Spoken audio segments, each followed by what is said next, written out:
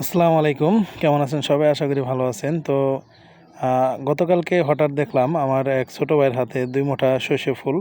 তো নরসিংদীতে এই ফুলটা এত জনপ্রিয় এটা আমার জানা ছিল না। তো জনপ্রিয় হওয়ার পিছনে মূল কারণ এই ফুলটা দিয়ে এরা এক ধরনের পেঁয়াজু বানিয়ে খায়। তো এটাও আমার ধারণা ছিল না। আমার এলাকার কেউ জানেন কিনা আমি জানি না। আমি ওর হাতে ফুল ২ মুঠা দেখে প্রশ্ন করলাম, "এই ফুল দিয়ে কি হয়?" সে আমাকে সাথে, সাথে উত্তর দিল, "কেন ভাই, আপনি কি জানেন না আপনাদের এলাকায় কি সর্ষে ফুল নেই?" আমি বললাম, "আমাদের এলাকায় সর্ষে ফুলের খনি। কিন্তু এই ফুল দিয়ে কি হয় সেটা আমার ধারণা নেই।" উনি সাথে, সাথে বলল, "ভাই, আমি কালকে আরও ২ মুঠা আনবো, আনে আপনাকে পেঁয়াজি বানায় খাওয়াবো। দেখবেন কত মজা।" তো এই বাসার আন্টি উনি নিজে আমাকে আজকে পেঁয়াজি বানায় খাওয়াইলো। কিভাবে বানাইলো দেখেন। তো আমাদের এলাকায় এগুলা মানে তুচ্ছ, একদম কিছুই মনে করে না।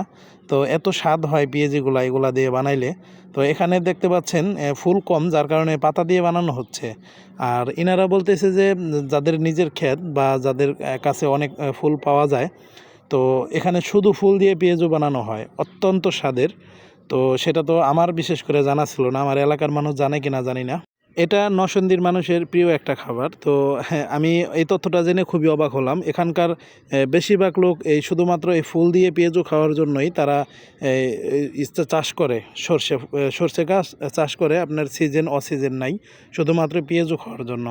এই যে দেখতে পাচ্ছেন বেসন এবং কিছু ময়দা দিয়ে সর্ষে ফুলটা গুলিয়ে তো এটা রেসিপি মূলত আমার কাজ না। তবে আমি শুধুমাত্র আশ্চর্যজনক বিষয়টা দেখে আমি সবাইকে দেখাইলাম। আমাদের এলাকার কেউ দেখলে হয়তোবা তারাও চেষ্টা করবে এভাবে খাওয়ার জন্য। তারা বলতেছে যে সর্ষেগুলো হয়ে মাথায় যে ফুলগুলা থাকে, সর্ষেগুলো হয়ে শেষ হওয়ার পর্যায়ে, তো ওই ফুলটা নাকি অনেক স্বাদ। তো আমি চাই আমার এলাকার মানুষগুলো ওই ফুল দিয়ে ফুলগুলো অপচয় না করুক, ফুলগুলো পেঁয়াজু বানিয়ে খাক। তো এই যে দেখতে পাচ্ছেন।